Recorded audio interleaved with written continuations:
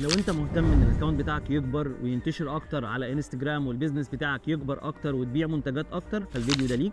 فلو سمحت كمله لحد الاخر، لان ببساطه انستجرام اتغير تماما يا جماعه الفتره اللي جايه. زمان كمعيار الحكم على الانتشار بتاع الاكونت بتاعك كنا بنقول لك ابعت لي الريتش بتاعك. دلوقتي الدنيا اتغيرت، بقى المعيار هو المشاهدات او الفيوز على الفيديوهات بتاعتك وليس الريتش تماما.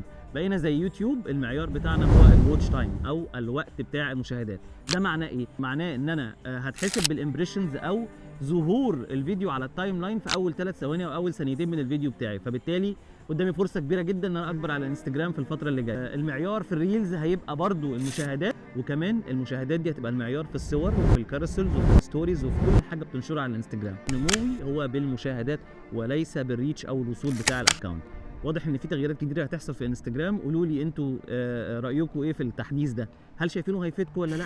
طب ليه ده اتعمل اصلا؟ عشان موسيري شاف ان الناس مهتميه اكتر بالفولورز ومهتميه بالريتش بتاع الاكونت، مش مهتميه بالمشاهدات اكتر، وان المحتوى يوصل للناس وان الناس تتفاعل معاه. فبالتالي عمل المشاهدات هي المعيار في الحكم على وصول الفيديوز بتاعتي والحكم على انتشار الاكونت بتاعي. شكرا ليكم. مندوب.